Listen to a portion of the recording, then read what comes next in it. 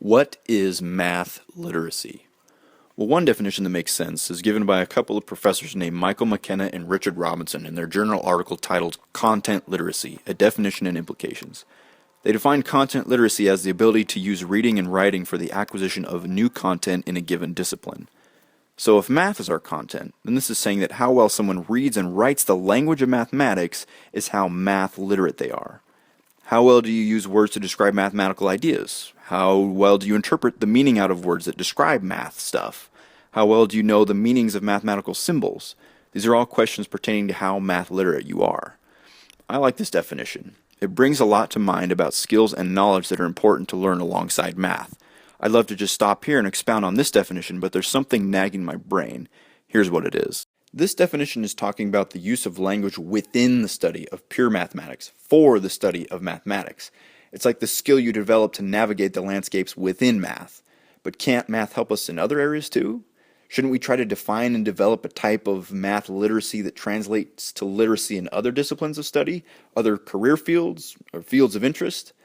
I think so. For this purpose, we'll define literacy as this: the ability to effectively communicate within any specified context. Let's pick this statement apart a little bit. What do I mean by ability? Ability here has two parts. It's made up of the know and the know-how. The knowledge of the language itself, the vocabulary, the terminology, etc., and the knowledge of how to speak that language. Communication also has two parts: the expression of meaning through sending a message and the interpretation of meaning upon receiving messages. The meaning is in the sender's brain. It gets encoded into some type of message, for example, like a sentence in the English language. Upon receiving the message, the receiver tries to decode the sender's meaning from the message to try and figure out what was originally in the sender's brain. A good communicator is good at both sides of this interaction, called communication. Context just means setting, like time, place, surroundings, etc. So I suppose a rewording of this definition might be appropriate now that we've picked it apart a little bit. How good are you at creating a message with clear meaning, or interpreting meaning from messages all spoken in the language that is common to this situation? That's how literate you are in this context. For example, let's say you're the foreman of some sort of a construction site and you need to tell your carpenter what project you want him to do over the phone. How well can you explain what you want done? Do you know the words to use, the names of the materials or the tools he needs to get the job done? A way to pinpoint the exact location within the structure you want him to build on or modify? These things all have to do with how literate you are within this context, like the construction context or the carpentry context, you could call it. On the other end, how well your carpenter deciphers what you want him to do is telling of how literate he is in this context. So now we've talked about two separate types of literacy to which math applies. The first one, defined by McKenna and Robinson, is math content literacy, using reading and writing within math to learn more math. We'll call this Type 1. Then there's Type 2, this more general literacy that has to do with accurate communication within any context, not just math. It's obvious how math is involved in Type 1, but where's the math in Type 2? Here it is, and this may blow some people's minds. Math can be used as a tool to communicate within many contexts, not just really mathy ones. Whoa, crazy, right? Math actually applies in other areas of life, yes, and it does so by making us more Type 2 literate in these other areas. Numbers, believe it or not, can help us to more clearly and effectively communicate about other things.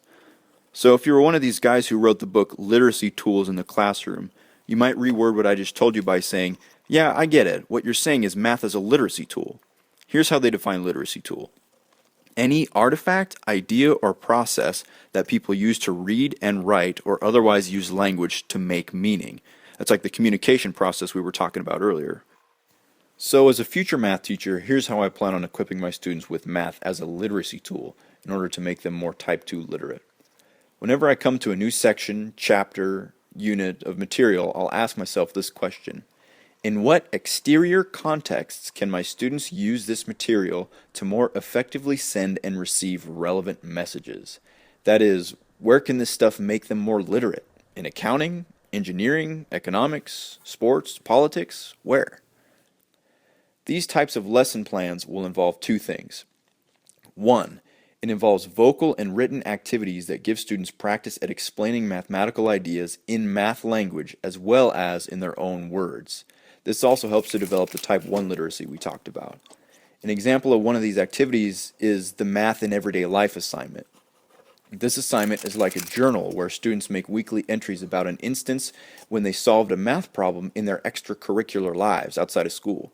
They describe the situation, the question, and show the math they used to come up with the answer to the question, explaining their steps along the way of what math they used and why they used it. Another example activity is the puppet coach model. This is where one student acts as the puppet and his or her partner acts as the coach. The puppet, without offering any input of his or her own, writes out a math solution that the coach dictates. This gives the coach practice in vocally sending messages, and the puppet gets practice in interpreting those messages. Something that's also worth a mention here is something McKenna and Robinson said. These are the same guys who defined our Type 1 literacy in the first place. They said that teaching content automatically makes students more content literate. This is because enhanced knowledge enhances any subsequent reading and writing germane to that knowledge. So one of the best things I can do to develop my students' Type 1 math literacy is by just doing a good job of teaching the math itself. The second type of activity involved in these lessons is activities that give students practice in translating the stuff they've learned from math language or their own language into language appropriate to an exterior context. This can be practiced in many different ways. For example, I could develop their accounting literacy by role-playing as an investor. I then could have my students, the financial advisors, explain to me why I should invest in one bond rather than the other, comparing their interest rates with their respective markets' inflation rates, and so on. I could also work in things as simple as having them write their answers to word problems in complete, contextually relevant sentences. Like, for example, for a ratio problem that has to do with a recipe, rather than accepting answers like 3 cups flour per 1 cup sugar, I'll encourage answers like, for this mixture, use 3 parts flour, 1 part sugar. It's still math, but now it's been translated into cooking lingo. We've reached out to another area of literacy, and we've used math to get there.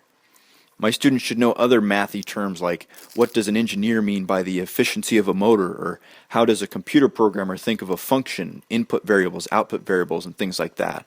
Even just touching on these sorts of things will show my students how math knowledge can make them more familiar and competent in all kinds of contexts. After all these efforts, my efforts and my students' efforts, at the end of my class, my students and I will not only be more literate within mathematics, but will also be more apt to use mathematics to be more literate in all other spheres of their lives. Thanks for listening.